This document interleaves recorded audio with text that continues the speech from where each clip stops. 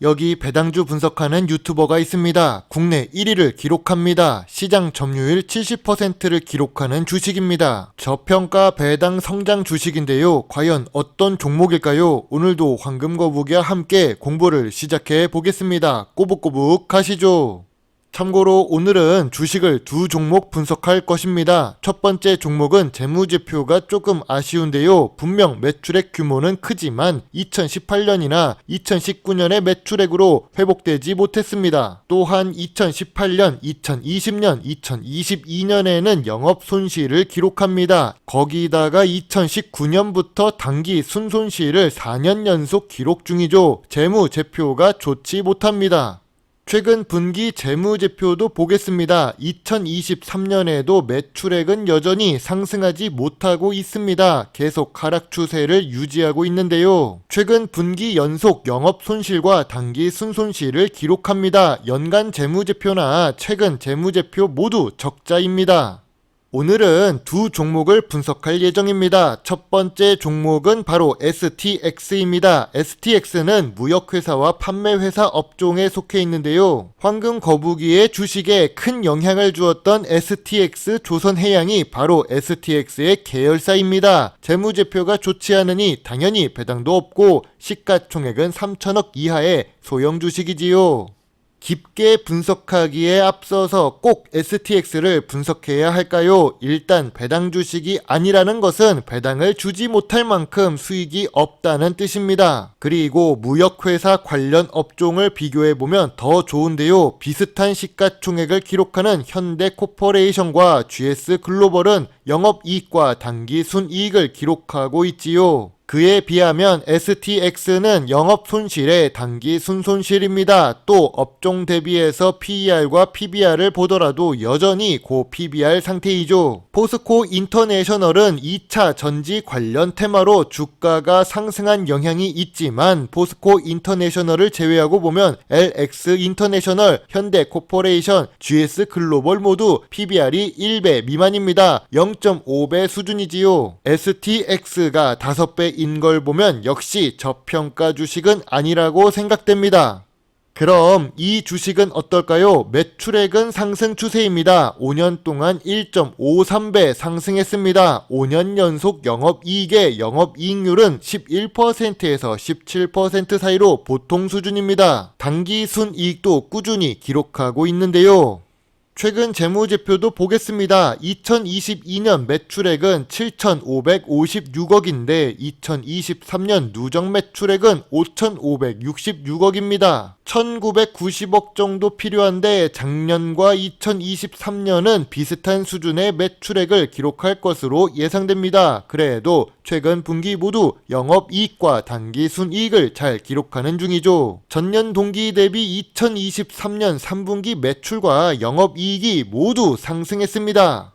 5년 평균 ROE를 보면 10% 이상입니다. 미래 성장성이 있는 걸까요? 살짝 영업이익률이 높아서 그런 부분도 있습니다. 그리고 이 주식의 매력은 바로 재무 안정성에 있습니다. 부채 비율이 20%대를 유지하고 있었는데 2023년 3분기에는 15% 수준으로 내려갑니다. 더 낮아진 상태이지요. 유보율은 4만%가 넘습니다. 이 정도 유보율은 삼성전자보다 높은 유보율입니다. 빚이나 부채 때문에 이 주식이 망할 가능성은 낮아 보입니다.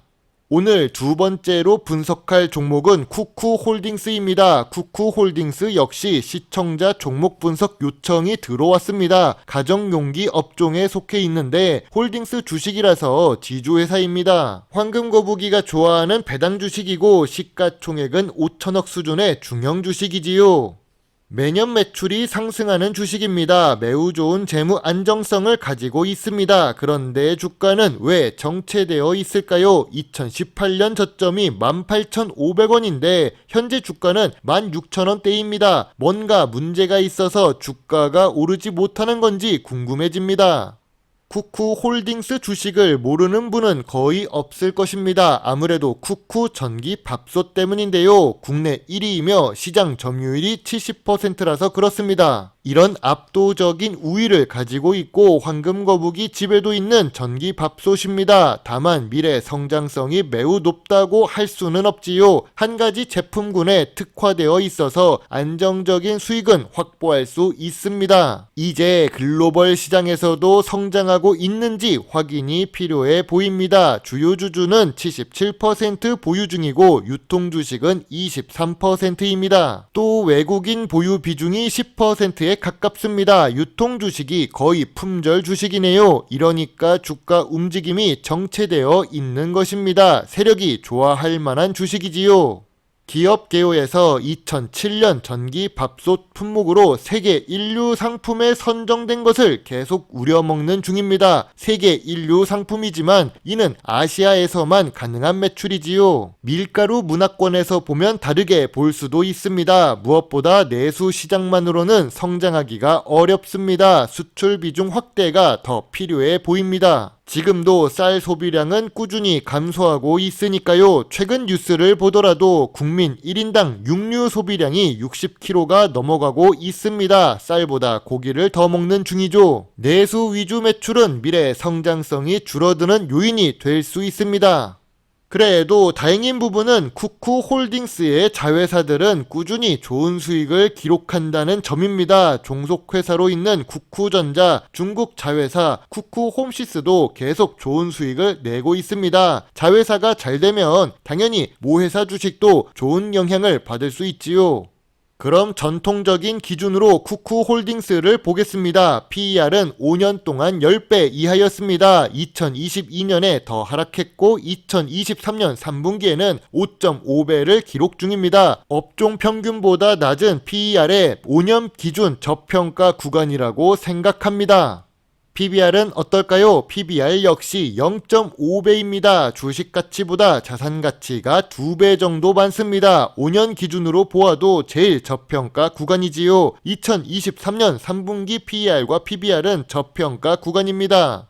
황금거북이가 좋아하는 배당 부분을 보겠습니다. 쿠쿠홀딩스의 배당 성향은 20% 수준으로 낮습니다. 배당 성향은 낮지만 이익이 많아서 그런지 배당 수익률은 보통 수준이지요. 심지어 600원부터 800원까지 조금씩 상승 추세입니다. 5년 이상 배당을 하고 있고 이 상승세가 유지될 것으로 보입니다. 쿠쿠홀딩스 역시 전염병 기간에 주식시장에 자금이 유입되면서 주가가 상승했습니다. 그리고 주식의 5분의 1로 액면 분할을 했는데요. 접근성을 높였다고는 하지만 유통 주식 자체가 여전히 부족한 상황입니다. 그래서 주가가 적극적으로 오르지 못하고 있지요. 매년 매출액은 상승하고 있고 배당금도 상승하고 저 PER에 저 PBR 구간인데도 말입니다. 하지만 쿠쿠홀딩스는 액면 분할되기 전에 국민연금공단이 지분을 매도한 적이 있습니다. 24,000원에 매도했기 때문에 지금 주가 기준으로 보면 잘 처분한 상태이지요. 현재 주가의 매수에도 8,000원 정도 갭이 있어서 투자를 할 수도 있을 것 같습니다. 2018년 기준 저점이 18,500원이니까 괜찮아 보입니다. 황금거북이는 쿠쿠홀딩스 현재 주가가 저점 구간이자 저평가 구간이라고 생각합니다. 14,000원부터 16,000원 사이라면 더 매력적일 수 있겠네요.